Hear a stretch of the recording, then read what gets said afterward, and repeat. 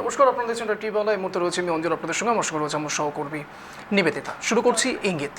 ৯-এর দশকের শুরু বাংলার পালে, তখন বামেদের হাওয়া। ৯১ পর থেকে একের পর এক লড়াইয়ে একের পর এক শুধুমাত্র একটি নামই চলে আসে, তা হলো বুদ্ধদেব ভট্টাচার্য। এবং বুদ্ধদেব ভট্টাচার্যের সঙ্গে সঙ্গে আরও একটি নাম যা মুখ্যমন্ত্রী হিসেবে থাকে, তা হলো জ্যোতি বসু। অর্থাৎ জ্যোতি বসু সময়কালীন অবস্থাতে ১৯৯৩-এর ঠিক ২১শে জুলাই এবং তার ঠিক আগে ১৪ই জুলাই এটি বিশাল সমাবেশ হওয়ার কথা ছিল। সমাবেশ বলতে অভিযান পর্ব, মহাকরণ অভিযান পর্ব। আর ঠিক সেই মহাকরণ অভিযান পর্বে কংগ্রেস, যুব কংগ্রেস নেত্রী মুখ্যমন্ত্রী মমতা বন্দ্যোপাধ্যায়, এখনকার মুখ্যমন্ত্রী মমতা বন্দ্যোপাধ্যায়, তিনি ছিলেন লিড ক্যারেক্টারে, নেতৃত্ব দিচ্ছিলেন তিনি। এবং ঠিক সেই সময়ই ১৪ই জুলাইতে তাদের এই অভিযান হওয়ার কথা, কিন্তু রাজ্যপাল, সেই সময়ের তৎকালীন সেই রাজ্যপাল, তিনি মারা যাওয়ায় তার প্রয়াণে সেই অভিযান পর্ব পিছিয়ে গিয়ে হয়ে যায় ২১শে জুলাই। ১৪ই জুলাই থেকে একেবারে কিছুদিন পরেই সেই ২১শে জুলাই তারা যখন মহাকরণ অভিযান করতে যায়, ঠিক সেই সময়তেই তাদের ওপরে নির্বিচারে গুলি চলে। ১৩ জন প্রাণ হারান সেই যুব কংগ্রেসের সমাবেশে এবং তাদের এই মিছিল পর্বে। সরাসরি প্রশ্ন আসে এবং অভিযোগ আসে তৎকালীন বামফ্রন্ট জমানায়, বামফ্রন্ট মুখ্যমন্ত্রী জ্যোতি বসু এবং তার সঙ্গে সঙ্গে বুদ্ধদেব ভট্টাচার্যের দিকে। আর ঠিক সেখান থেকেই একের পর এক প্রতিবার ২১শে জুলাইকে স্মরণ করে মুখ্যমন্ত্রী মমতা বন্দ্যোপাধ্যায়ের নেতৃত্বে বিভিন্ন সময়, আজ সে তৃণমূল কংগ্রেসে রয়েছে ঠিকই, কিন্তু কংগ্রেসের সেই ১৩ জন শহীদের কথা ভুলে যায়নি। কেন হঠাৎ এই ইতিহাস স্মরণ করিয়ে দিলাম? তার কারণ আগামীকাল ২১শে জুলাই, সোমবার দিন ২১শে জুলাই, ইতিমধ্যেই স্মরণ সভা শুরু হয়ে গিয়েছে, তুঙ্গে রয়েছে প্রস্তুতি। আর ঠিক সেই সময় মুখ্যমন্ত্রী মমতা বন্দ্যোপাধ্যায় যে সময় এই ২১শে জুলাইয়ের মঞ্চে নিজেকে রাখবেন, সেটা অত্যন্ত তাৎপর্যপূর্ণ। কেন বলছি? তার কারণ ২৬শে বিধানসভা নির্বাচন, এবং ঠিক ২৬শে বিধানসভা নির্বাচনের আগে এটাই শেষ ২১শে জুলাই। আর ঠিক সেই ২১শে জুলাই থেকে ঠিক কি দাবাই দেন মুখ্যমন্ত্রী মমতা বন্দ্যোপাধ্যায়, ঠিক কোন জায়গায় নিশানা করে মুখ্যমন্ত্রী মমতা বন্দ্যোপাধ্যায়, এটাই এখন সবচেয়ে বড় প্রশ্ন। কিন্তু প্রশ্ন এবং উত্তর দুটো একই জায়গাতে সীমাবদ্ধ রয়েছে। তা হলো এক সময়ের বাম এবং তার সঙ্গে সঙ্গে তার opponent party Congress.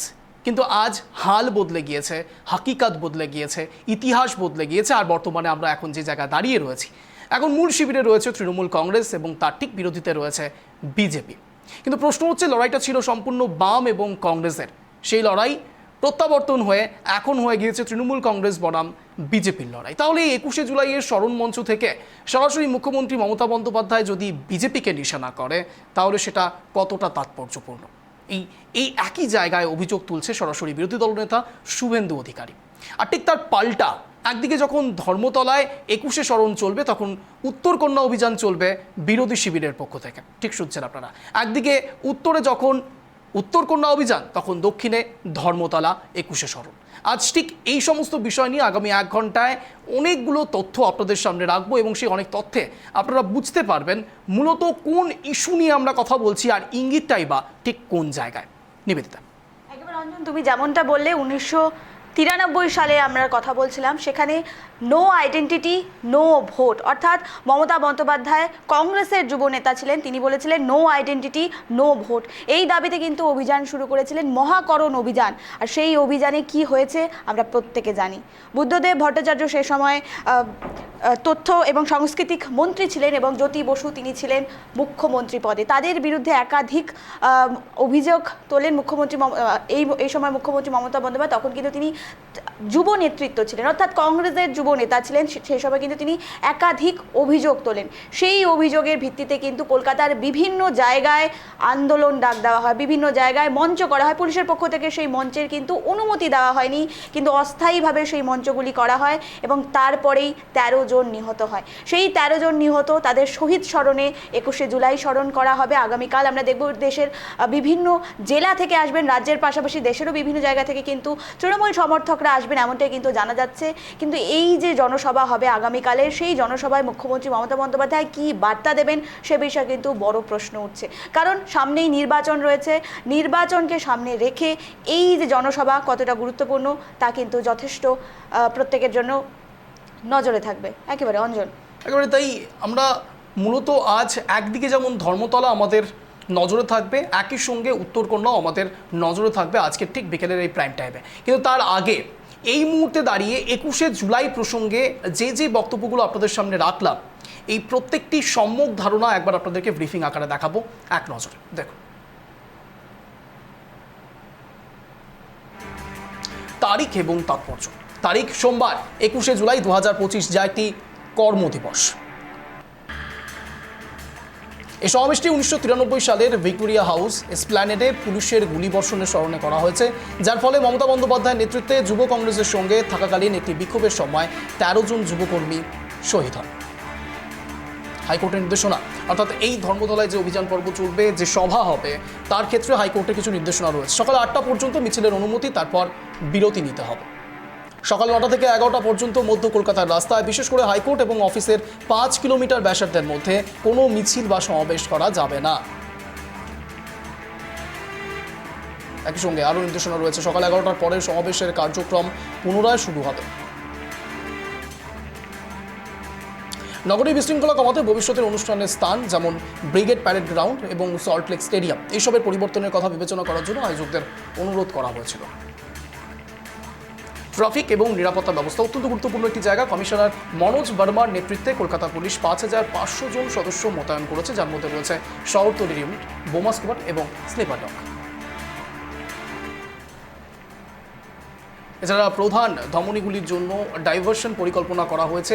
EM bypass, AJC Bose road, stand road, Hastings এবং আমহা স্ট্রিট, এছাড়া কলেজ স্ট্রিট এবং আরও অনেক জায়গা।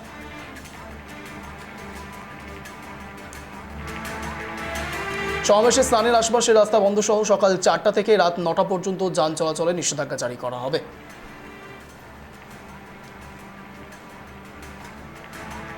আবহাওয়া সংক্রান্ত যেসব রয়েছে সেসব দিকে আমরা নজর রাখছি। বৃষ্টি, অনিশ্চয়তা, ট্রাফিক নিয়ন্ত্রণ এবং পথচারীর ব্যবস্থাপনাকে জটিল করে তুলতে পারে, এমনটা কিন্তু জানা যাচ্ছে। এই সপ্তাহের শেষের দিকে আবহাওয়ার আপডেটের জন্য যাত্রীদের সতর্ক থাকা উচিত।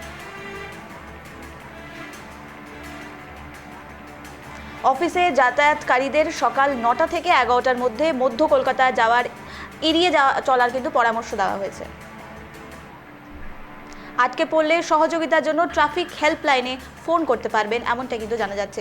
রাজনৈতিক প্রেক্ষাপট, টিএমসিপির রেকর্ড সংখ্যক ভোটার উপস্থিতি প্রত্যাশা করা হচ্ছে। 23টি জেলা থেকে প্রায় 1 লাখ লোকের বেশি সমর্থক আসবেন বলে আশা করা হচ্ছে।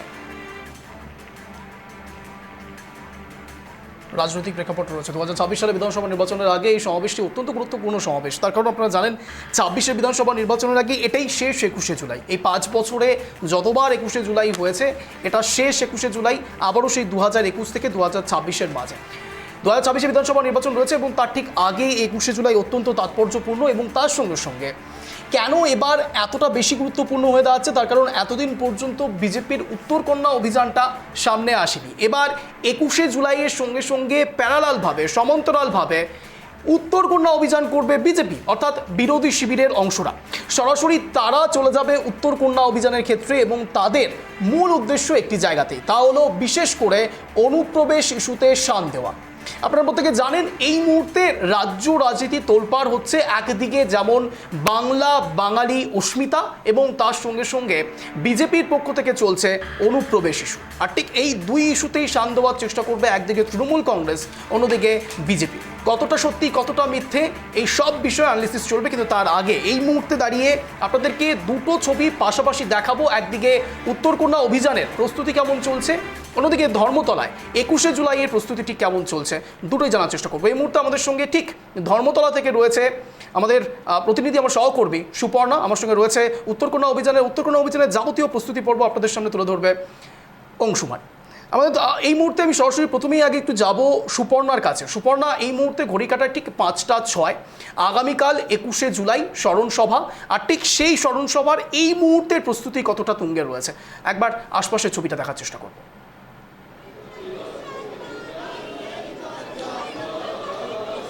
একেবারে অঞ্জন, দেখো তোমায় শুরুতে ছবিটা দেখানোর চেষ্টা করবো। প্রস্তুতি শেষ মুহূর্তের প্রস্তুতি বলা চলে, একেবারে তুঙ্গে। এবং ধর্মতলার প্রাণকেন্দ্রে ত্রিস্তরীয় মঞ্চ করা হয়েছে।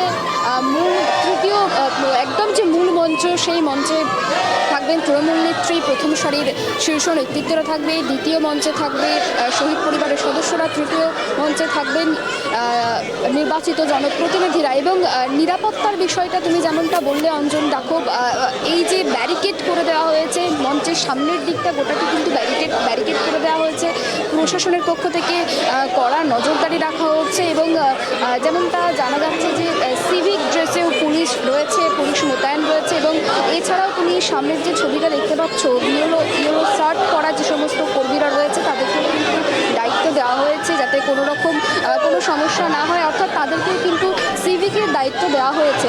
এছাড়াও দেখো অঞ্জন, কিছুক্ষণ আগেই এখানে এসেছিলেন পুলিশ কমিশনার মনোজ ভার্মা এবং যেমনটা জানা যাচ্ছে যে প্রায় 5:30 নাগাদ তৃণমূল নেত্রী তার আসার কথা রয়েছে, অভিষেক বন্দ্যোপাধ্যায় তিনিও আসবেন। শেষ মুহূর্তের যে প্রস্তুতি এবং যে নিরাপত্তা সেই গোটা বিষয়টাতে তারা কিন্তু খতিয়ে দেখবেন এবং হাইকোর্টের যে শর্ত রয়েছে সেই শর্তগুলো যাতে মানা হয় সেই বিষয়টাও নজর রাখবেন তারা। কারণ হাইকোর্টের যে শর্ত রয়েছে যে আগামীকাল যে মিছিল রয়েছে সেই মিছিল 8টা থেকে 9টার মধ্যে বন্ধ করে দিতে হবে এবং 11টার পরে আবার মিছিল চালু করা যাবে। এছাড়াও নিরাপত্তার বিষয়টাও নজর রাখতে বলা হয়েছে, যান চলাচলে যাতে কোনো রকম সমস্যা না হয় সেই বিষয়গুলোর ওপরেও কিন্তু নজর রাখা হয়েছে।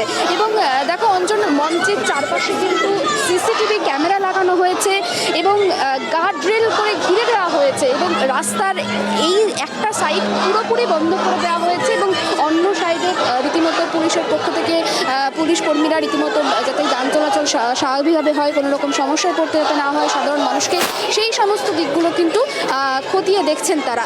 এবং কিছুক্ষণ পরেই তৃণমূল নেত্রী আসবেন, তিনি এসে গোটা বিষয়টি খতিয়ে দেখবেন এবং কোথাও যদি কোনো রকম কোনো ত্রুটি থাকে সেই ত্রুটি যাতে দ্রুততার সঙ্গে সম্পন্ন করা যায় সেই বিষয়েও পুলিশ কমিশনার রয়েছেন মনোজ ভার্মা, তার সঙ্গেও কথা বলতে পারেন বলেই জানা যাচ্ছে।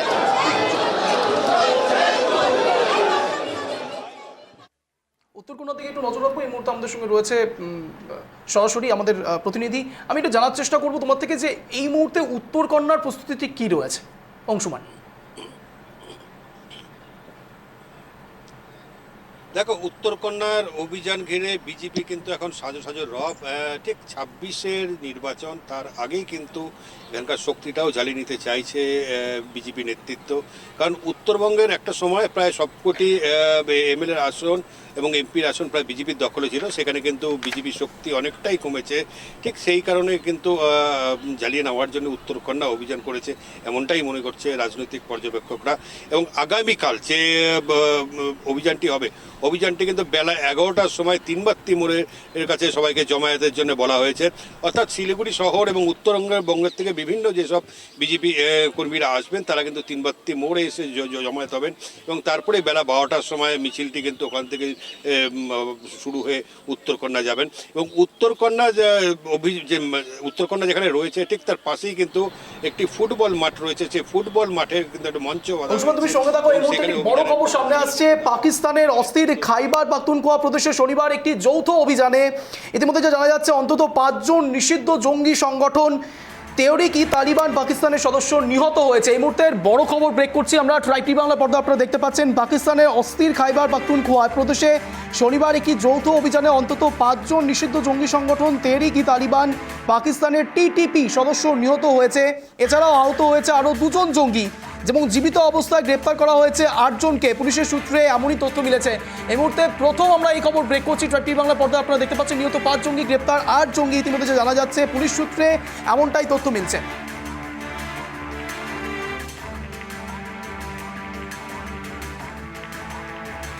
যে বিষয়ে আমরা নজর রাখছি, রবিবার জম্মু বিভাগের এমনই কিন্তু জানা যাচ্ছে নিরাপত্তা বাহিনী এবং সন্ত্রাসীদের মধ্যে সংঘর্ষ শুরু হয়। আবারও বলি, জম্মু বিভাগের নিরাপত্তা বাহিনী এবং সন্ত্রাসীদের সঙ্গে সংঘর্ষ শুরু হয়, সেখানেই কিন্তু এমন ঘটনা এই মুহূর্তে জানা যাচ্ছে। এই মুহূর্তে টেলিফোন লাইনে রয়েছে প্রতিনিধি আদিল, তার থেকে জানতে চাইবো आदिल, इस वक्त क्या अपडेट मिल रहा है जम्मू कश्मीर से जो अभी संघर्ष हुआ है, इसके बारे में थोड़ा हमसे विस्तारित से बताइए।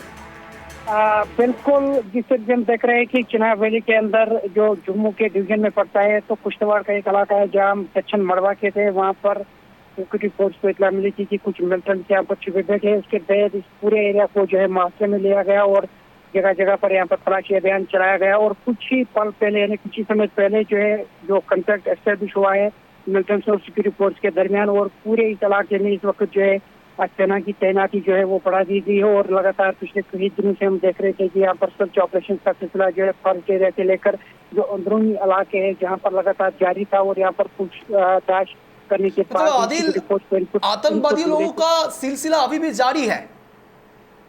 देखिए जाहिर सी बात है, जिस तरह से हम देख रहे हैं कि इस वक्त भी काफी ज्यादा मूवमेंट जो है वो देखी जा रही है, खासकर चिनाब वैली की अगर हम बात करेंगे तो भी हमने देखा कि पुश्तवार के अंदर जो इनपुट्स मिले थे उसके बाद पूरे इस एरिया को मुआवजा में लिया गया, और ये बताया जा रहा है कि जैश मोहम्मद से वापस था वहाँ पर 2 से 3 मिलिटेंट जो है वो सूत्रों के हवाले से बताया जा रहा है कि वो वहाँ पर छुपे बैठे, और इस वक्त भी अगर हम देखेंगे दोनों तरफ से गोलियों का तबादला जो है वो इस वक्त जारी है, और अब गोलियों से गूंज उठा है ये इलाका, और लगातार यहाँ पर जो है दोनों तरफ से गोलियां जो है वो चल रही हैं, और अभी भी ऑपरेशन चल रहा है। जिस तरीके से हम इस एरिया की बात करेंगे क्योंकि काफी इसमें जो गन्ने वाले आबादी इलाका है निचले इलाके में, और उसके बाद हम इस वक्त देख सकते हैं कि लगातार जो दोनों तरफ से तबादला हो रहा है, और अभी किसी तरह की कोई पुष्टि इसमें नहीं की गई है कि जो कहाँ से आए और किनका ताल्लुक है। इस हवाले से हम ये कहेंगे कि फिलहाल जिस तरीके से हम देख रहे हैं कि चिनाब वैली के अंदर इससे पहले भी हमने देखा था कि उधमपुर से लेकर या किश्तवाड़ के एक और इलाके में जो एनकाउंटर हुआ था और लगातार सेना को इनपुट्स मिल रहे थे, तो करीबन हमने आज देखा भी कुछ समय पहले इस पूरे एरिया तलाशी करने के बाद जो दोनों तरफ से गोलियों का तबादला वो इस वक्त भी जारी, और सूत्रों के हवाले से ये खबर आ रही है कि जैश मोहम्मद से वापस तो हो सकते हैं मिलिटेंट जो इस वक्त वहाँ पर छुपे बैठे, और लगातार जो इस वक्त सर्च ऑपरेशन चलाया जा रहा है, door to door search operation, और नाके बढ़ा दिए गए, और पूरे एरिया को जो है यहाँ पर करीबन हमने ये देख रहे हैं कि सर्च ऑपरेशन चलाया जा रहा है, और अभी इसमें कितना वक्त लग सकता है ये आने वाला वक्त ही बताएगा, लेकिन जिस तरह से सूत्र कह रहे हैं कि 2 से 3 वहाँ पर मिलिटेंट्स हो सकते हैं अंदर, और फिलहाल सिक्योरिटी फोर्स यहाँ पर डटकर जो है वो मुकाबला करती हुई जो है वो नजर आ रही है। और जिस तरह से हम देख लेंगे इस वक्त जम्मू कश्मीर के अंदर जो सिक्योरिटी इस वक्त काफी हाई अलर्ट पर है, क्योंकि एक तरफ से अमरनाथ यात्रा जारी है, कोई दूसरी तरफ से यहाँ पर इस तरह के ऑपरेशन अंजाम देना या इससे पहले रेडिस के साथ साथ इस तरह का एनकाउंटर होना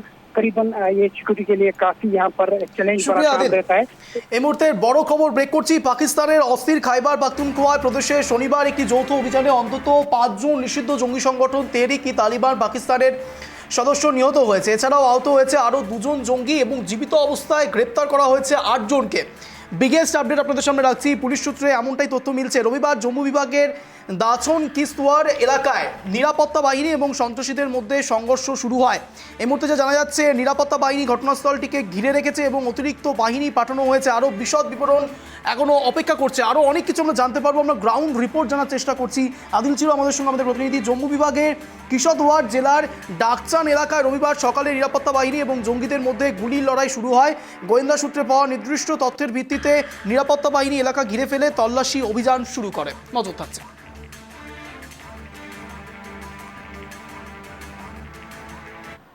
একদিকে যেমন আমাদের জম্মু কাশ্মীরের দিকে নজর ছিল, ঠিক একই রকমভাবে আমাদের আজ মূল যে আলোচনার বিষয় তা হলো একদিকে ধর্মতলা, অন্যদিকে উত্তরকন্যা। এই মুহূর্তে দাঁড়িয়ে আপনাদেরকে দুটো ছবি দেখানোর চেষ্টা করেছি। আমাদের সহকর্মী প্রতিনিধিরা রয়েছেন, একদিকে ধর্মতলা, একদিকে উত্তরকন্যা। দুটো ছবি পাশাপাশি আপনাদেরকে দেখানোর চেষ্টা করলাম, যেখানে একযোগে বলা যেতে পারে আর কিছুক্ষণের মধ্যে মুখ্যমন্ত্রী মমতা বন্দ্যোপাধ্যায় সেই স্থানে সভাস্থলে আসবেন, সভাস্থল পরিদর্শন করতে আসবে। কোনো রকম কোনো সমস্যা হলে সেটা আগে থেকেই যেন সিট বেল্ট পরে নেওয়া যায়, কোনো যেন সমস্যা না হয়। মনোজ বর্মা সিপি তিনিও থাকবেন, এবং তার সঙ্গে সঙ্গে উত্তরকন্যা অভিযানের দিকে যদি আমরা তাকাই তাহলে সেক্ষেত্রেও আমরা দেখছি সেখানেও প্রস্তুতি একেবারে তুঙ্গে রয়েছে। তার কারণ কাল বিরোধী দলনেতা শুভেন্দু অধিকারী সেখানে উত্তরকন্যার দিকে থাকবেন এবং অন্যদিকে ধর্মতলাতে থাকবেন মূল মুখ্যমন্ত্রী মমতা বন্দ্যোপাধ্যায়। অর্থাৎ এই দুই যুযুধান দুই পক্ষ কে কাকে ঠিক কি বার্তা দেয়, এটাই এখন সব থেকে বড় প্রশ্ন। আমরা আবারও জানার চেষ্টা করবো। এই মুহূর্তে রয়েছে আমাদের সঙ্গে আমাদের প্রতিনিধি এবং সহকর্মী, একদিকে সুপর্ণা রয়েছে ধর্মতলা থেকে, অন্যদিকে রয়েছে উত্তরকন্যা থেকে সরাসরি আমাদের অংশুমান। আমি দুজনের কাছে আবারও যাব, তার আগে সুপর্ণা আমি একটু আরেকটা বিষয় জানার চেষ্টা করবো। তা হলো একদিকে কিছুক্ষণ আগে তুমি বললে যে মনোজ ভার্মা সিপি তিনিও আসবেন। আমি একটা জিনিস একটু জানার চেষ্টা করবো, তুমি নিশ্চয়ই একটু যদি কথা বলতে পারো কারোর সঙ্গে, যে একটা কথা এখানে অত্যন্ত গুরুত্বপূর্ণ, তা হলো 93 সালের 21শে জুলাই, যেটা সম্ভবত সবাই জানে, সেখানে যারা যারা রয়েছেন আমি বিশ্বাস করি যে এটা সম্পূর্ণ বাম জমানাকে টার্গেট করা, অর্থাৎ বামেদের বিরুদ্ধে এই আন্দোলন, এই সেই সময়ের সভা। কিন্তু প্রশ্ন হচ্ছে এই মুহূর্তে দাঁড়িয়ে আমি যা স্লোগান শাউটিং তুমি যখন রীতিমতো ব্রিফ করছো, আমি শুনতে পাচ্ছি বিজেপি হাটাও বলা হচ্ছে। এটা তো বিজেপির বিরুদ্ধে লড়াইটা নয়, এই বিষয়ে কিছু জানতে পারছো?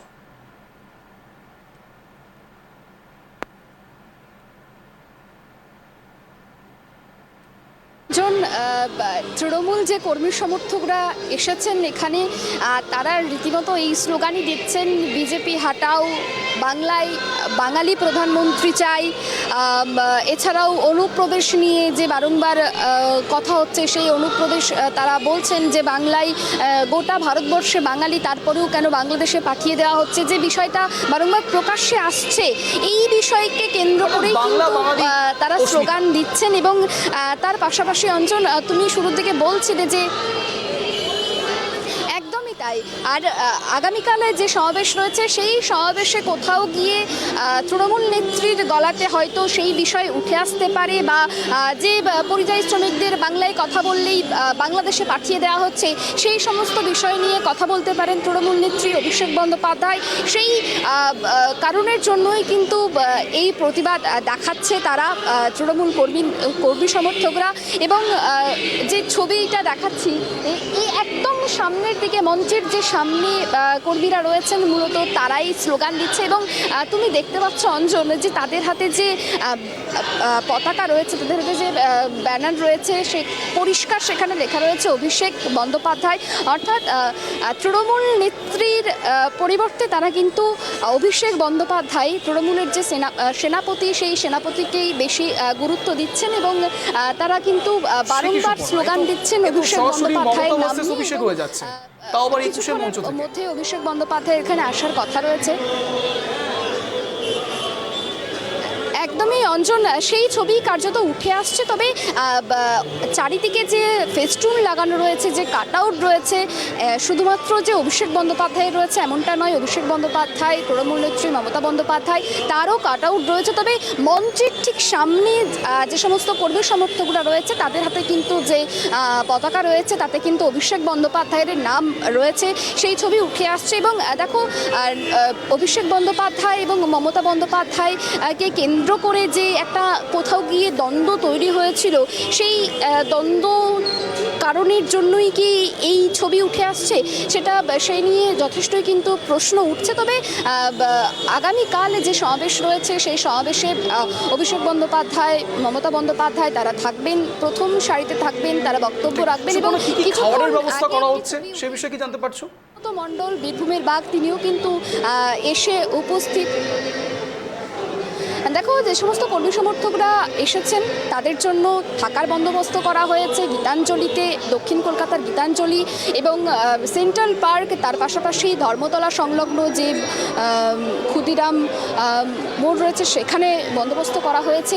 এবং সেখানে খাওয়া দাওয়ার বিষয়ের মধ্যে রয়েছে, যেমনটা সকাল থেকে আমরা যেমন ছবি উঠে আসছি, যেমনটা দেখতে পাচ্ছি, ডিম ভাতের বন্দোবস্ত রয়েছে, তার পাশাপাশি রয়েছে সয়াবিনের তরকারি, আরও ডাল, এই সমস্ত জিনিসই কিন্তু রয়েছে। এবং কর্মী সমর্থকরা যেমনটা জানাচ্ছে, আমরা যখন তাদের সঙ্গে কথা বলছিলাম, যে এই যে দলের পক্ষ থেকে বন্দোবস্ত করা হয়েছে তাদের থাকা খাওয়ার জন্য, সেক্ষেত্রে কতটা তারা উপকৃত হচ্ছেন বা বন্দোবস্ত কেমন লাগছে, সেক্ষেত্রে তাদের মুখ থেকে কিন্তু একটাই কথা উঠে এসেছে, বন্দোবস্ত ভালো হয়েছে। এবং আমরা গীতাঞ্জলিতে গিয়েছিলাম, সেখানে অত্যন্ত গুরুত্বপূর্ণ জানতেই হবে, তা হলো 21শে জুলাই শহীদ স্মরণ করে যারা একত্রিত হচ্ছেন, তাদেরকে একবার একটু নিশ্চয়ই তুমি জানতে পেরেছো, তাদের মধ্যে থেকে নিশ্চয়ই সবাই 21শে জুলাইয়ের ইতিহাসটা জানে। এরকম কোনো ছবি কি ধরা পড়ছে যেখানে 21শে জুলাইয়ের ইতিহাস সম্বন্ধে তারা অবগত নয়? কেননা এর আগেও আমরা 21শে জুলাইয়ের মঞ্চ থেকে এরকম ছবি কিন্তু দেখেছি।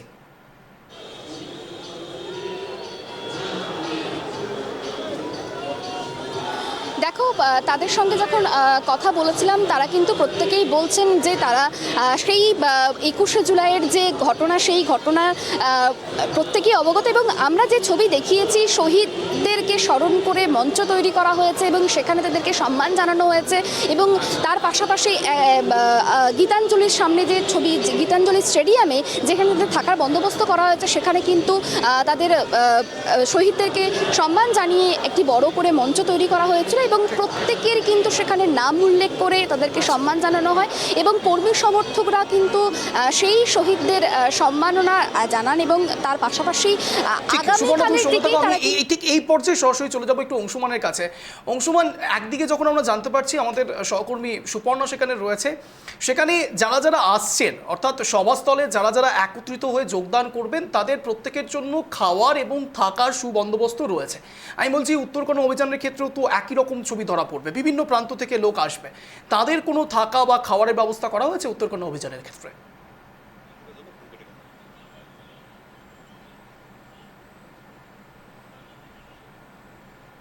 কোনো কোনো যোগাযোগ বিচ্ছিন্ন হয়েছে, আমরা আবারও জোড়ার চেষ্টা করব। কিন্তু এই মুহূর্তে যে দুটো ছবি আপনাদের সামনে পাশাপাশি রাখছি, একদিকে ঠিক ধর্মতলা প্রাঙ্গণে এখন আপাতত 21শে স্মরণ করে সেখানে সাধারণ কর্মী সমর্থকদের জন্য থাকা এবং খাওয়ার সুবন্দোবস্ত করা হয়েছে। সেই ছবিটা আপনারা ইতিমধ্যে দেখতে পাচ্ছেন। আমার সহকর্মী সকাল থেকে আপনাদের এই ছবি পুঙ্খানুপুঙ্খ তুলে ধরছে, যেখানে সরাসরি আপনারা দেখতে পাচ্ছেন ডিম ভাত থেকে শুরু করে নিবেদিতা, ডিম ভাত এবং তার সঙ্গে সঙ্গে সয়াবিন, অর্থাৎ তাদের খাওয়ার সুবন্দোবস্ত রয়েছে। গীতাঞ্জলি স্টেডিয়াম, যেমনটা আমার সহকর্মী বললেন, সরাসরি সেখানে থাকার ব্যবস্থাও করা হয়েছে, সুব্যবস্থা করা হয়েছে যেন তাদের কোনো সমস্যা না হয়। আমি খুব ভালো করে খেয়াল করছিলাম নিবেদিতা, সেখানে মোবাইল চার্জিংয়েরও ব্যবস্থা রয়েছে, যারা বাচ্চারা রয়েছে তাদের জন্য দুধ খাওয়ার ব্যবস্থাও সেখানে রয়েছে, অর্থাৎ কারো যেন কোনো সমস্যা না হয়। বিভিন্ন প্রান্ত থেকে লোকজন ছুটে আসছে, এই যে দেখো স্পষ্ট লেখা আছে বাচ্চাদের খাওয়ার গরম দুধ, অর্থাৎ এটা সমস্যা হতে পারে, অর্থাৎ আগে থেকেই ভেবে রাখা হচ্ছে যে খুদে বাচ্চারাও আসতে পারে। কেন এর আগে কিন্তু আমরা এই ছবিটা দেখেছি নিবেদিতা, যখন 21শে জুলাইয়ের প্রাঙ্গণে বিভিন্ন জায়গা থেকে একত্রিত হয়ে লোক এসছে এবং সেখানে কোলে বাচ্চা নিয়েও তারা এসছেন শুধুমাত্র 21কে স্মরণ করে। সেই সময় 13 জন যে শহীদ হয়েছিলেন সেই শহীদ স্মরণে তারা প্রত্যেকে একত্রিত হয়েছেন। শিশু, মহিলা, অসুস্থদের জন্য থাকছে সুবন্দোবস্ত, যেন তাদের কোনো রকম সমস্যা না হয়, মেডিকেলের জন্য ব্যবস্থা করা রয়েছে। অন্যদিকে আমাদের আরও একটা নজর রয়েছে, তা হলো উত্তরকন্যা অভিযান। সেক্ষেত্রে ছবিটা কিন্তু এখনও সেভাবে কিছু ধরা পড়ছে না। ধর্মতলা প্রাঙ্গণে অনেক দিন আগে থেকেই বিভিন্ন রকম ব্যবস্থা করা হচ্ছিল, কিন্তু এক্ষেত্রে উত্তরকন্যা অভিযানের ক্ষেত্রে একটু অন্যরকম ছবি ধরা পড়ছে নিবেদিতা, যেখানে আমরা দেখতে পাচ্ছি এখনো পর্যন্ত সাজো সাজো রব হলেও সেভাবে কিছু ব্যবস্থা চোখে পড়ছে না।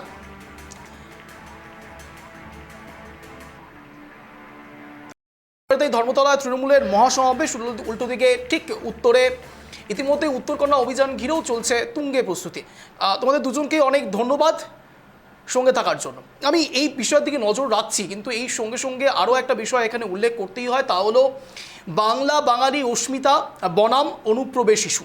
এই দুটো ইস্যুকেই কিন্তু এক পক্ষ, অর্থাৎ যুযুধান দুই পক্ষ তীব্রভাবে শান দেওয়ার চেষ্টা করছে। তার কারণ বাংলা এবং বাঙালি হেনস্থা বারংবার দেখা যাচ্ছে বিভিন্ন প্রান্তে, দেশের বিভিন্ন প্রান্তে, যেখানে যেখানে বাংলার পরিযায়ী শ্রমিকরা রয়েছেন তারা সেখানে গিয়ে রীতিমতো হেনস্থার শিকার হচ্ছেন। কাউকে তো আবার পুশব্যাকও করে দেওয়া হচ্ছে বাংলাদেশে, আবার কাউকে এটা জেনে ফ্ল্যাগ মিটিং করে তাদেরকে আবার ফিরিয়েও আনা হচ্ছে। আমি বলছি বাংলা এবং বাঙালি অস্মিতা এখন সবথেকে বেশি হাইলাইটেড বিষয় হলো তৃণমূল কংগ্রেসের জন্য। আপনারা দেখেছিলেন 16 তারিখ সরাসরি একেবারে রাজপথে নেমে এসেছিলেন মুখ্যমন্ত্রী মমতা বন্দ্যোপাধ্যায় সহ অভিষেক বন্দ্যোপাধ্যায়, ফিরহাদ হাকিম সহ বিশিষ্ট তৃণমূল নেতৃবর্গরা। কিন্তু প্রশ্ন হচ্ছে বাংলা বাঙালি অস্মিতার সঙ্গে বিরোধী শিবিরের আরও একটা বিষয় সামনে আসছে, তা হলো অনুপ্রবেশ ইস্যু। অর্থাৎ বাংলাদেশ থেকে বিভিন্ন মানুষ এই দেশে প্রবেশ করছেন এবং বাংলা তাদের একটা সেফ জোন হয়ে যাচ্ছে। বিভিন্নভাবে তারা বাংলায় কথা বলছেন দেখে বাকি রাজ্যের ক্ষেত্রে এটা বুঝে ওঠা অত্যন্ত কঠিন হয়ে যাচ্ছে যে বাংলা ভাষায় কথা বললেই বাংলাদেশি হয়ে যাবে না তো। তার কারণ কোনো এক জায়গায় অনুপ্রবেশ ইস্যু বাড়লে পরে জনবিন্যাসে সমস্যা হবে। এটাই এখন সব থেকে বড় হাইলাইটেড পয়েন্ট বা দেখার। উত্তরকন্যা অভিযান বনাম এই ধর্মতলায় 21শে স্মরণ, দুটো বিষয়ের মধ্যেই বাংলা বাঙালি অস্মিতা আর অনুপ্রবেশ কতটা এফেক্ট ফেলে। আমি এই বিষয় নিয়ে সরাসরি কথা বলবো। এই মুহূর্তে আমাদের সঙ্গে জুড়ে গিয়েছেন মাননীয় সৌমেন চক্রবর্তী, রাজনৈতিক বিশ্লেষক। সৌমেনবাবু, আপনাকে স্বাগত ট্রাইব টিভি বাংলার প্রাইম টাইম ইঙ্গিতে। আমার সঙ্গে রয়েছে আমার সহকর্মী নিবেদিতা। কথা বলছি অঞ্চল। সৌমেনবাবু, একদিকে আমরা দেখছি যে 21 স্মরণ করে ইতিমধ্যে ডিম ভাত এবং থাকার সুবন্দোবস্ত করা হচ্ছে। রাজনীতি অনুসারে আপনি কিভাবে এটাকে বিশ্লেষণ করবেন? তার কারণ 26শে বিধানসভা নির্বাচনের আগে এটা শেষ 21শে স্মরণ। 13 জন শহীদকে কেন্দ্র করে যে 21শে স্মরণ করা হচ্ছে সেখানে থাকা খাওয়ার সুবন্দোবস্ত। সৌমেনবাবু, হ্যাঁ, এটা দেখুন যে আজ আর যে উদ্দেশ্য নিয়ে মনে করুন 21শে জুলাইয়ের শহীদ তর্পণ আমি যদি বলি, এই শহীদ তর্পণের ক্ষেত্রে যে পরিবর্তনের হাওয়া, সেটা কিন্তু আমরা বিগত বহু বছরেই দেখেছি। এবং সেই মঞ্চ আজ কার্যত কিন্তু বলা যায় যে ব্রিগেডে মিছিলের যে মঞ্চ, সেই মঞ্চ বা সেই কর্মী বার্তা দেওয়ার একটা প্ল্যাটফর্মে পরিণত হয়েছে। তার বাইরে শহীদকে স্মরণ করার যে সংবেদনশীলতা, সেটা কিন্তু একটা সময়ের গ্যাপে, প্রজন্মের গ্যাপে তার যে গুরুত্ব সেটা হারিয়েছে। তেমনভাবেই আমরা দেখি হারিয়েছেন বলছেন, গুরুত্ব হারিয়েছে মানে তার যে শহীদ স্মরণের যে তাৎপর্যকে ঘিরে আসার যে প্রবণতা ছিল সময়ের কারণে এবং প্রজন্মগত কারণে, মনে রাখতে হবে প্রজন্মগত এটা কেন কারণে। হচ্ছে শোভনবাবু? প্রজন্মগত কারণে ইতিহাসটাকে কি বিকৃত করে বলা হচ্ছে, কিংবা ইতিহাসটা সঠিকভাবে তারা জানতে পারছে না? না না, কারণ মনে রাখতে হবে যে তৃণমূল কংগ্রেস জন্মাবার পর থেকে তাদের যে প্রতিনিয়ত যে পাওয়ারে আসার যে ফাইটটা ছিল, তখন ওয়ান পয়েন্ট এজেন্ডা ছিল। এই ওয়ান পয়েন্ট এজেন্ডা ছিল যে বামফ্রন্টকে সরিয়ে দিলে সমস্ত সমস্যার সমাধানের একমাত্র নির্ধারক হিসাবে আমরা সব সুরাহা করব তৃণমূল কংগ্রেস, বা বলা যায় Mamata Banerjee one man party. Jagdal পাথর। হ্যাঁ, অর্থাৎ এটাকে সরাতে হবে। কিন্তু দেখা গেল যে যেই এই পাওয়ার সরে গেল, তাদের হাতে ক্ষমতা এলো, তখন কিন্তু বিভিন্ন সাক্ষাৎকারে আমরা অনেকেই জানতে চেয়েছিলাম যে আপনাদের যে একটা দল যে ক্ষমতায় আসলো, তাদের সুদূর প্রসারী এবং স্বল্প প্রসারী আপনাদের আদর্শগত অবস্থান কি। কিন্তু অনেক উচ্চতর নেতৃত্বের কাছেই আমরা জেনেছি, তখন তারা ভাষাভাবে বলছে মমতা ব্যানার্জির পথ চলাই আমাদের আদর্শ। সেটা হতেই পারে, জয়প্রকাশ নারায়ণকে আমরা যেমন দেখেছি। কিন্তু কিন্তু সুদূর প্রসারী ক্ষেত্রে যে জাতীয়তাবাদ, যেটাকে আমরা আশা করেছিলাম, যা বাংলার নবজাগরণ দিয়ে শুরু হয়েছিল, এই মনীষী বন্ধন, এই আদর্শগত জায়গাগুলো প্রথম থেকেই যে কর্মী বাহিনীর মধ্যে যদি এই শিবিরগুলোর মধ্যে পরিচালিত না হয়, তাহলে বলা যায় আজকের যে অবস্থা আমরা দেখছি বিভিন্ন ক্ষেত্রে, যে আদর্শবিহীনভাবে শুধু ক্ষমতাকে বজায় রাখা, ক্ষমতাকে টিকিয়ে রাখার জন্যই যা যা পন্থা পরিস্থিতি, সেটাকে ধরেই কিন্তু এই আবর্তন গতি চলেছে। একেবারে সুতরাং আপনি বললেন মনীষী বন্ধন, আমার মনে পড়ে গেল মনীশ গুপ্তর কথা। আমি বলছি এই ব্যক্তি যিনি একটা সময় তার এগেনস্টে মানে ভুরি ভুরি অভিযোগ আসলো, সেই রাজ্যসভা সাংসদ হয়ে গেল, রাজ্যসভার সদস্য হয়ে গেল ক্ষমাপ্রার্থী 2017 সালে। উল্টো দিকে সেই আবার এক সময় বুদ্ধদেব ভট্টাচার্যকে 16,500 ভোটে হারিয়েও দিয়েছিলেন। আমি বলছি এই ব্যক্তির ক্ষেত্রে কমিশনের রিপোর্ট কি ধরা পড়লো? আপনি তো অনেক দিন দিয়ে সিনিয়র এবং এতদিন পর্যন্ত এই ব্যাপারগুলো সম্বন্ধে আপনি ওয়াকিবহল, সেই বিষয়ে কি বলবেন? এ বিষয়ে দেখুন যে কর্মীদের মধ্যেও আমি দেখেছি, কারণ আমি যাদবপুর অঞ্চল খুব ভালোভাবে চিনি। এখান থেকে আমি তার যখন নমিনেশন আসলো, সেক্ষেত্রেও আমরা দেখেছি যে একটা কিন্তু দ্বিধাদ্বন্দ্ব নিচু তলার কর্মীদের মধ্যে ছিল। যা তো মনে রাখতে হবে, পার্টিটা হচ্ছে যে কমান্ড পলিটিক্সে চলে, অর্থাৎ ওপর থেকে ওয়ান ম্যান শো যেটা বলা হয় কমান্ড পলিটিক্স। তার ফলে নিচুতলার আবেগকে, নিচুতলার দ্বন্দ্বকে ওই কমান্ড পলিটিক্স দিয়ে ডিমান্ড পলিটিক্সকে ঢেকে দেওয়া খুব সোজা। কারণ এটা আরেকটা হচ্ছে তার হচ্ছে নেতৃত্বের ক্যারিজমা। সেই নেতৃত্বের ক্যারিজমা, কমান্ড পলিটিক্স, এই দুটো মিলিয়ে দলের ক্ষেত্রে বলা যায় গণতান্ত্রিক বাতাবরণ, যেটা আমরা নামকরণে পাই তৃণমূল কংগ্রেস, অর্থাৎ নিচুতলার কর্মী বাহিনীকে যে বলা হয়েছিল এক সময় যে তারাই আমার সম্পদ, অর্থাৎ তাদের কথা অর্থাৎ নিচ থেকে ওপরে উঠে আসবে, এটা আশা করা হয়েছিল।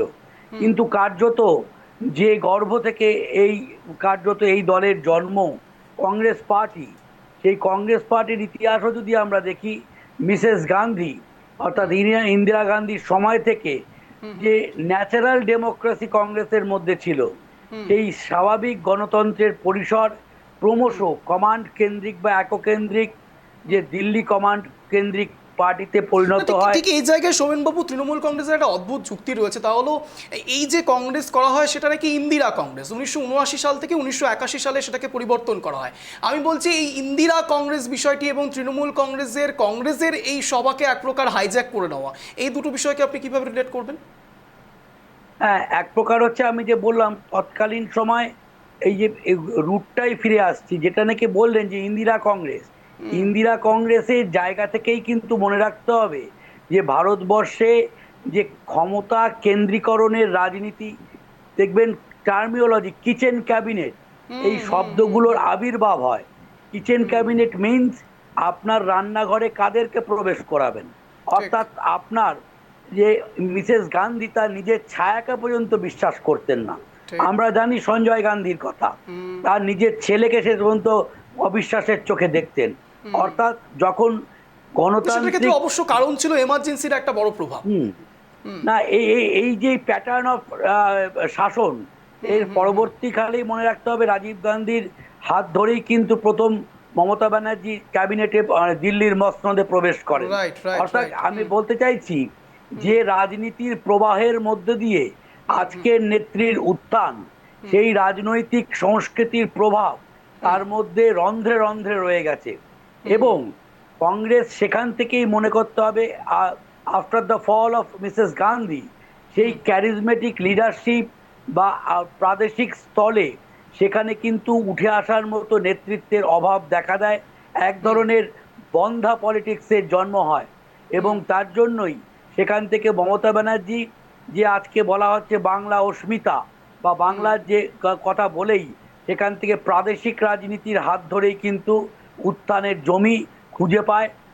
এইভাবেই আঞ্চলিক দলগুলো বলা যায় 80s শেষ থেকে 90s শেষ থেকে এক ধরনের আঞ্চলিক রাজনীতির ভারতবর্ষে জন্ম দেয় এবং সেখান থেকেই আজকে বাধ্য হয় কংগ্রেস পার্টি এই আঞ্চলিক দলগুলোর সঙ্গে রফা করতে। এখান থেকেই বলা যায় তাদের যে আন্দোলনের মধ্য দিয়ে 21শে জুলাই জন্ম হয়েছিল, স্বাভাবিকভাবেই সেটা যত মূল নেতৃত্বে মমতা ব্যানার্জি ছিল, সেটাকে পরবর্তীকালে নিজে দল করার থেকেই এটাকেই মূল এজেন্ডায় পরিণত করে এবং কংগ্রেসের সেই শীর্ণকায় দেহে আর তার সামর্থ্য ছিল না তাকে আগলে রাখার।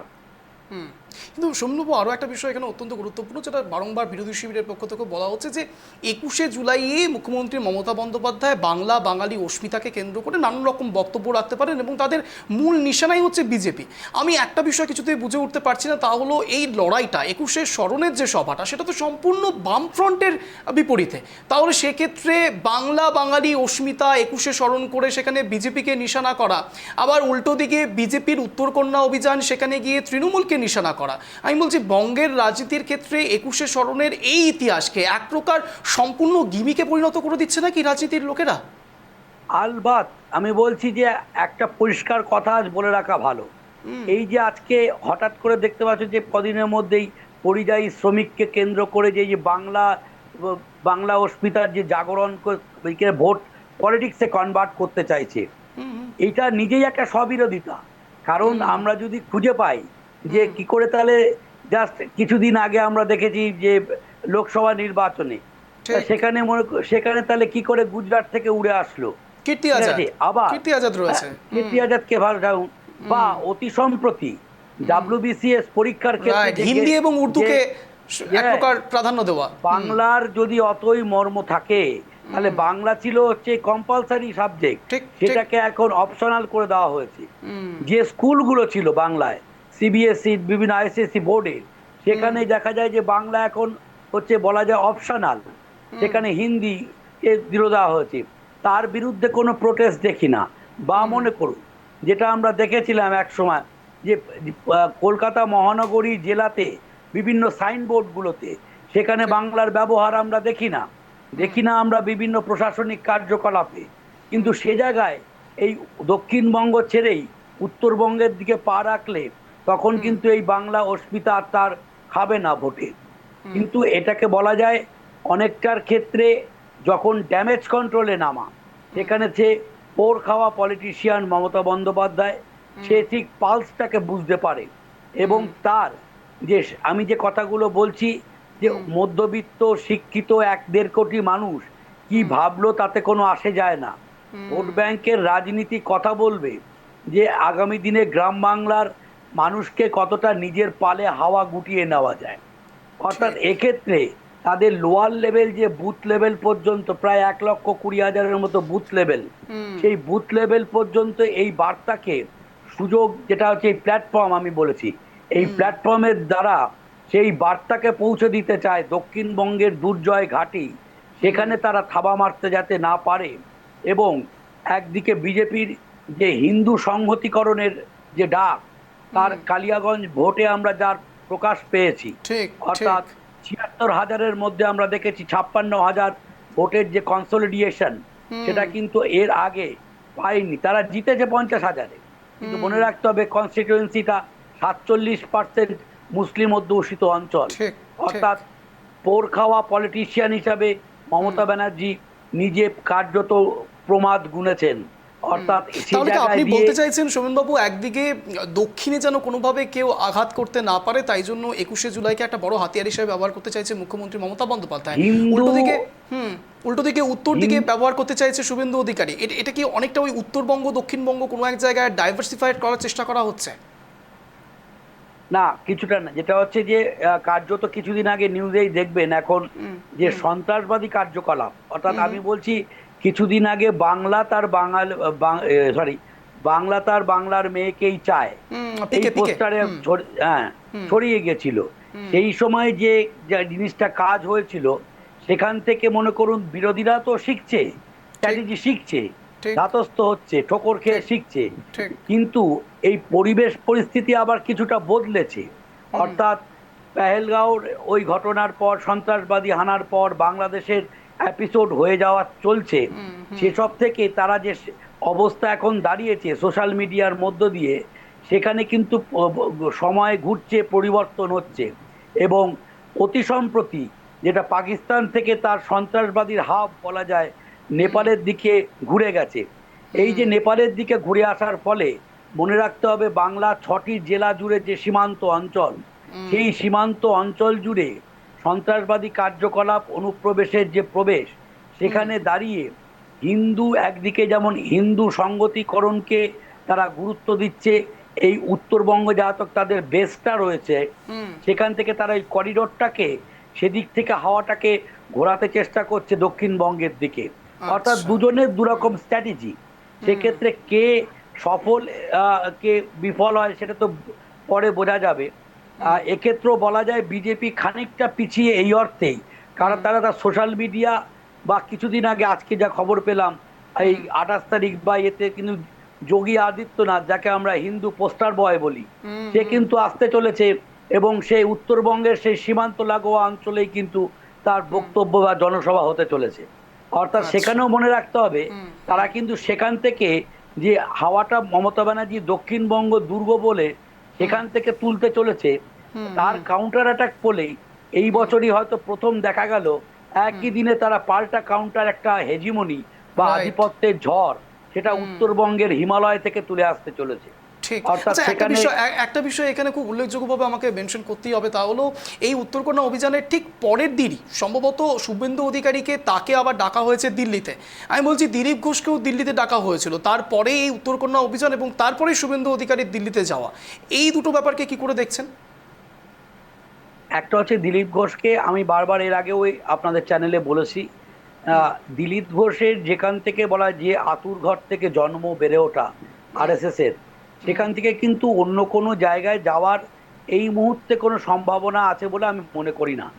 সেক্ষেত্রে মনে করুন এত বর্ষিয়ান লিডার, সেক্ষেত্রে কেন্দ্রীয় নেতৃত্ব একটা সমঝোতার জায়গা তৈরি করার চেষ্টা করছে। আমার বলা ভালো বিজেপির থেকেও সেখানে কিন্তু একটা সমীকরণ বা আন্ডার টেবিল সমীকরণ আর পারলে আরএসএসই করবে এবং সেটা করাবেও আমার দৃঢ় বিশ্বাস। এবং সেক্ষেত্রে যেন তেন প্রকার সে মনের দিক থেকে না হোক মানের দিক থেকে একটা জায়গা তাকে উপহার দেবে বলে আমার বিশ্বাস। এবং সেইভাবে বঙ্গ ব্রিগেডে তার আবার ফিরে আসার জায়গাটাও আরএসএস তৈরি করবে বলে আমার বিশ্বাস। এবং শুভেন্দুকেও সেই জায়গাটাকে, শুভেন্দু বাইরে থেকে এসছে সত্যি কথাই, এবং কিন্তু এই মুহূর্তে দাঁড়িয়ে মাস লিডার হিসাবে কিন্তু সে নিজে খেটে যে জায়গাটা তৈরি করেছে, মাটির যে গন্ধ সে কাউন্টার যেভাবে তৈরি করেছে, সেক্ষেত্রে আরএসএসও কিন্তু তাকে বাইরের আগন্তুক বলে ফেলে দিতে পারবে না এই মুহূর্তে। ঠিক যেমনটা আমার একদম স্পষ্টত মনে পড়ে যাচ্ছে সোমেনবাবু, তা হলো যখন 18 তারিখ ঠিক দুর্গাপুরের সভাস্থলে প্রধানমন্ত্রী নরেন্দ্র মোদী তিনি উঠছেন, শুভেন্দু অধিকারী পাশাপাশি যখনই যাচ্ছেন, তখন শুভেন্দু অধিকারী এবং মোদী সম্বন্ধে তীব্র হুঙ্কার উঠছিল, বারংবার করে তাদের কলরব হচ্ছিল এই বিষয় নিয়ে যে শুভেন্দু অধিকারী এবং পাশাপাশি প্রধানমন্ত্রী নরেন্দ্র মোদী, এই সমীকরণটাই কি? এই সমীকরণে মনে রাখতে হবে মেদিনীপুর জেলার সন্তান কিন্তু শুভেন্দু। আবার এটাও মনে রাখতে হবে খড়গপুর বা এটা তার যে আমি বলছি বর্ষিয়ান লিডার দিলীপ ঘোষেরও একটা গড় হিসাবে ছিল বলছি এই কারণেই তারা কিন্তু এক সময় বলা যায় কিছুটা হলেও দিলীপ ঘোষ কিন্তু বলা যায় যে বুড়ো ঘোড়া, অর্থাৎ তরুণ প্রজন্মের দিকে তার দল এবং আরএসএস এর প্রধান মোহন ভগবত যেখানে প্রধানমন্ত্রীকেও তার অবসরের কথা বারবার মনে করিয়ে দিচ্ছে, স্বাভাবিকভাবেই সেই দলের ভবিষ্যৎ নির্ধারণের ক্ষেত্রে তারা যে তরুণ প্রজন্মের দিকে বেশি ঢলছে সেটা তাদের নীতি বার্তা থেকে পরিষ্কার। সেই জায়গা থেকে শুভেন্দু অধিকারীর প্রায়োরিটি দলের ক্ষেত্রে বা আরএসএস এর ক্ষেত্রে অগ্রগণ্য থাকবে দিলীপ ঘোষের থেকে, এটাই স্বাভাবিক ধরে নেওয়া যেতে পারে। একেবারে সৌমেনবাবু, আপনার থেকে আরেকটি বিষয় জানার চেষ্টা করবো, সেটা হচ্ছে নো আইডেন্টিটি নো ভোট এ নিয়ে সরব হয়েছিলেন মমতা বন্দ্যোপাধ্যায়। তারপর মুখ্যমন্ত্রী হওয়ার পর তার বিরুদ্ধেই অভিযোগ তুলছে বিজেপি এবার বলছে অবাধে অনুপ্রবেশ চলছে এবং মুখ্যমন্ত্রীর নেতৃত্বেই নাকি অনুপ্রবেশ চলছে। সেক্ষেত্রে এই বিষয়টি কিভাবে দেখা হচ্ছে বা আপনি কিভাবে দেখছেন সৌমেনবাবু?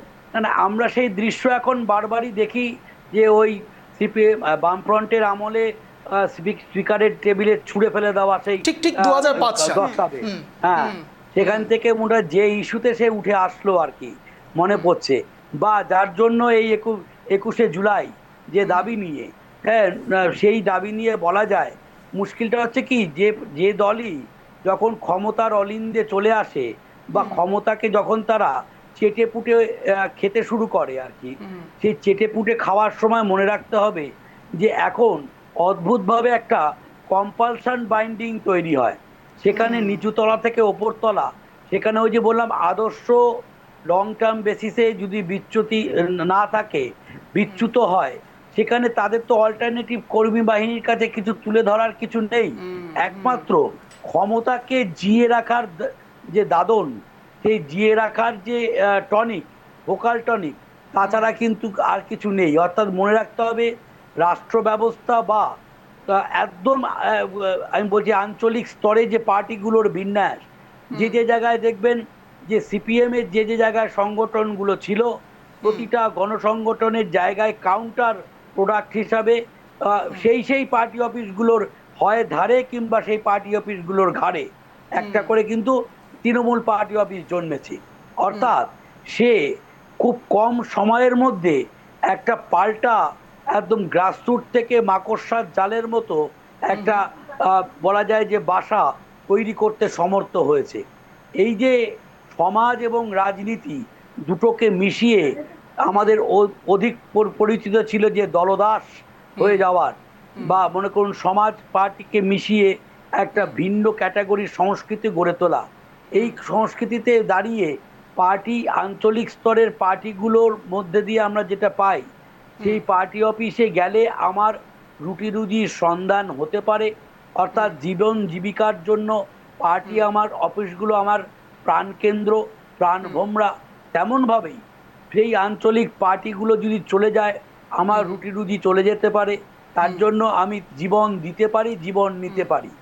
এই যে একটা ইকুয়েশন, এই ইকুয়েশনটা মনে রাখতে হবে যে অধিক গুরুত্বপূর্ণ হয়ে দেখা দিয়েছে লোয়ার লেভেলে। আমরা যেটা বলছি যে 26-এর নির্বাচনে এই একটা রসায়নের দিক থেকে কিন্তু তৃণমূল এখনো ফার অ্যাহেড ফ্রম বিজেপি, কারণ বুথ লেভেল শোনবাবু, আমার না স্পষ্ট মনে পড়ে যাচ্ছে 2021-এর বিধানসভা নির্বাচন, এবং ঠিক সেই সময় পিকে স্ট্র্যাটেজি কাজ করছিল। পিকেকে যখন জিজ্ঞেস করা হয়েছিল তখন তিনি বলেছিলেন যে বিজেপি ভালো ফল করবে, বিজেপি ভালো করছে কিন্তু 100-র নিচে থাকবে। সেই সময় বিজেপি বলেছিল প্রায় 150 ক্রস করে যাবে, এরকম অনেক কিছু বলা হয়েছে। তখন একটা পালের হাওয়া চলছিল বিজেপির ক্ষেত্রে। কিন্তু আমি বলছি মহারাষ্ট্রের ক্ষেত্রেও যখন এই একই বিষয় উঠেছিল, উদ্ধব ঠাকরের ক্ষেত্রে, উদ্ধব ঠাকরের দলকে যখন পিকে এক প্রকার জিতিয়ে দিচ্ছে, তখন সেখানে স্পষ্ট যখন জিতে যায় তখন উদ্ধব ঠাকরে এই পিকে বলেছিলেন কি চাও তুমি। তখন পিকে বলছেন যে যদি কোনো বিহারি মানুষ সেখানে আসেন তাহলে যেন তাকে বিহারি বলে কোনোভাবে অসম্মান না করা হয়। উল্টো দিকে সেই পিকে এখন বিহারের বিধানসভা নির্বাচনে দাঁড়িয়ে পড়েছে এবং তিনিও জননেতা হিসেবে কাজ করতে চাইছে। আমি বলছি সে জায়গাতে তিনি রীতিমতো এডুকেশন নিয়ে কথা বলছেন পিকে, এবং তার সঙ্গে সঙ্গে বলছেন যেন কোনো বিহারের মানুষ গুজরাটে গিয়ে আলাদা করে কাজ না করে, বিহারের মানুষ বিহারেই কাজ করবে, সেখানেই প্রোডাকশন হবে। বাংলার ক্ষেত্রে পরিযায়ী শ্রমিকের সংখ্যা দিনের পর দিন বাড়ছে, সেক্ষেত্রে তৃণমূল কংগ্রেস বলছে না, পরিযায়ী শ্রমিক তো বাড়তেই পারে, বাংলা এবং বাঙালি অস্মিতাই মূল কেন্দ্রবিন্দু। এই পিকে স্ট্র্যাটেজি আর এই মুহূর্তে তৃণমূল কংগ্রেসের এই স্ট্যান্ড, দুটোকে কিভাবে দেখছেন? একটা হচ্ছে যে এখানে তো বলছি এমনি আমরা যদি এই যে দেখে না, আমরা যে মিডিয়ায় আলোচনা, তারপরে বিভিন্ন সোশ্যাল মিডিয়া, এগুলো না অনেক কেন্দ্রিক বলা যায় যে শহুরে কেন্দ্রিক আলোচনা, বা শহুরে যে আমি বলছি একদম ফিরে যাওয়া উচিত যে ভোট রাজনীতি না অন্য একটা কথা বলে। সেখানে নির্বাচন যেটা পরিষ্কার কথা, ভোট হয় আর ভোট করিয়ে নিতে হয়। এই যে ভোট করিয়ে নিতে হয় তার যে মেকানিজম, সেইটাকে বলা হয় কিন্তু একদম Trinamool Congress nothing but the test tube baby of CPM. অর্থাৎ তার থেকেও আরো অনেক উন্নত পরিধিতে বলা যায় যে পিকে যেটা আরো তাদেরকে ট্রেন করে গেছে, সেই জায়গায় হচ্ছে তথ্য প্রযুক্তিকে আরো কিভাবে সুনিপুণভাবে ব্যবহার করা এবং কত তাড়াতাড়ি এই যে যেটা বলে ডোল পলিটিক্স, অর্থাৎ ইতিমধ্যেই কানাঘুষো শুরু হয়ে গেছে তলার লেভেল পর্যন্ত। কন্যাশ্রী আমি বলছি লক্ষ্মীর ভান্ডার বোধহয় পারলো বলে বা আগামী কালকে হয়তো অ্যানাউন্সমেন্ট পেয়ে যাবেন হয়তো, বা এরকম একটা হতে পারে, অবশ্যম্ভাবী আর কি। এবং সেখানে শহরের কোন রাস্তায় মনে করুন যে এয়ারপোর্টগামী রাস্তা হোক বা যে কোনো রাস্তা হোক, কর্পোরেশন বা কোনো পঞ্চায়েতের রোড হোক, এই রোড ব্যবস্থা ক্ষতবিক্ষত হয়ে যাক, সেখানে যে ছবিগুলো আমরা বিভিন্ন টিভি পর্দায় আমরা দেখতে পাচ্ছি, সেগুলো জানেন মমতা ব্যানার্জি, সেগুলো আমার ম্যানেজেবল, সেগুলো সহজে আমি ম্যানেজ করে নিতে পারবো যে প্যাচ আপ করে। কিন্তু যেগুলো ম্যানেজেবল নয়, সেই বড় জায়গাগুলো ড্যামেজ কন্ট্রোলে আমাকে কিন্তু সেই ডোল পলিটিক্স, অর্থাৎ যে বলা হয় যে একসময় বিহার এবং যে কথাটা বললেন তুমি যে বিহার এবং ইউপি, মহারাষ্ট্রের ক্ষেত্রে কিন্তু একটা বেসিক ডিফারেন্স আছে। সেই বেসিক ডিফারেন্সটা হচ্ছে ওই বুথ লেভেল পর্যন্ত কিন্তু আরএসএস বা বিজেপি মহারাষ্ট্রে এক চমকপ্রদভাবে তাদের কর্মী বাহিনীকে খুব স্বল্প সময়ের মধ্যে উপস্থিত করতে সক্ষম হয়েছিল, যেটা আজ পর্যন্ত এখনো বাংলায় 1 লক্ষের ওপরে বুথ কর্মী যারা নাকি সদা জাগ্রত প্রহরীর মতো থাকবে তেমন করতে সক্ষম হয়নি, বা বুথ লেভেল কর্মীদের মধ্যে সেই স্যাক্রিফাইস অ্যাটিটিউড, সাহস গড়ে ওঠেনি। যে কারণেই হোক, তার জন্য আমরা দেখি ভোট গণনা হওয়ার 3 ঘন্টা আগেই তার এজেন্ট চলে যায়। একেবারে অন্তিম লগ্নে আপনাকে একটা অন্তিম প্রশ্ন করতে চাইছি, তা হলো আপনি যখন লক্ষ্মীর ভান্ডার তুলেন তখন আমার মনে পড়ে যাচ্ছে ডোল পলিটিক্সের কথা আপনি বলছেন। আমি বলছি লক্ষ্মীর ভান্ডারের ক্ষেত্রে যদি কাল বাড়িয়েও দেওয়া হয়, বিরোধী দলনেতাও তো বলছে যে তাদের ক্ষেত্রে তারা যদি আসে তাহলে সেক্ষেত্রে অন্নপূর্ণা ভান্ডার নাকি 3000 টাকা করে দেওয়া হবে। তাহলে তৃণমূল কংগ্রেসের কথা গ্রাউন্ড লেভেলে সাধারণ মানুষ মানছে, কিন্তু বিজেপির ক্ষেত্রে সেটা মানছে না কেন? আপনার রাজনৈতিক আলোচনা কি বলে, বিশ্লেষণ কি বলে? না, এটাই হচ্ছে না যেটা বলছিলাম, এটাই হচ্ছে পশ্চিমবঙ্গের বিরোধী দলের কি বলবো, এটা বলছে দুর্ভাগ্যজনক রাজনৈতিক দূরদর্শিতার অভাব।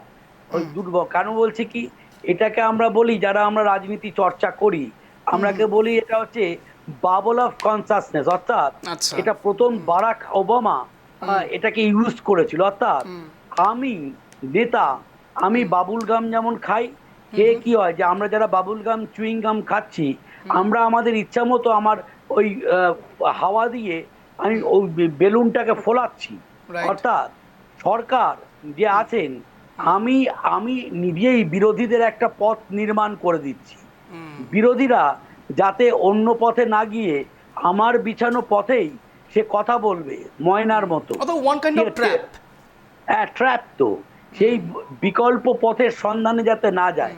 আবার আমি যখন সম্ভব হবে তখন আমার বিরুদ্ধেই গালমন্দ করে কিছু লোককে আমি পেনিট্রেট করবো, ওর মধ্যে অনুপ্রবেশ করব, তাতে আমার বিরোধীদের আইডেন্টিফাই করতে সুবিধা হবে। এবং হাতে তো আমার রাষ্ট্রযন্ত্র রয়েছেই, তাদের বিভিন্নভাবে ছলে বলে কৌশলে আমি তাদেরকে বিভিন্নভাবে সাইজ করে দেবো। অর্থাৎ ভোট মুখিন হওয়ার আগেই ঘর মুখিন হয়ে যাবে। অর্থাৎ সেই সবভাবেই এই স্ট্র্যাটেজিক্যাল অবস্থান এই মুহূর্তে ভারতবর্ষের অন্যতম সিজন পলিটিশিয়ান হচ্ছে মমতা ব্যানার্জি। সে পালস বোঝে, তাই তার হাতে তুরুপের তাস কিরম থাকে সেটা তার থেকে বেশি বাংলার মাটিতে এই মুহূর্তে বিকল্প নেই বললেই চলে। অর্থাৎ শেষ টেক্কাটা ঠিক কিভাবে ব্যবহার করা হয় সেটাই এখন দেখার। অনেক ধন্যবাদ সোমেনবাবু সঙ্গে থাকার জন্য, ট্রাই টিভি বাংলা ইঙ্গিত অনুষ্ঠানে যোগদান করার জন্য। আজকে একটা বিষয় একেবারে পরিষ্কার হয়ে যাচ্ছে, তা হলো একদিকে 21শে স্মরণ সভা, উল্টো দিকে উত্তরকন্যা অভিযান। টান টান যুযুধান দুই পক্ষ। এই দুপক্ষের মধ্যে সত্যি কতটা সাধারণ মানুষের মধ্যে প্রভাব ফেলতে পারে, কে ফেলতে পারে, কারা ফেলতে পারে, এটাই এখন আগামীকাল দেখার বিষয়। আজকের মতো এতটুকুই। পরবর্তী যাবতীয় আপডেট পেতে নজর রাখুন ট্রাইব টিভি বাংলার পর্দা। আর প্রতিদিন ঠিক বিকেল 4:57 নজর রাখুন শুধুমাত্র ট্রাইব টিভি বাংলায়, ট্রাইব টাইপ সরাসরি প্রাইম টাইম ইঙ্গিতে। নমস্কার।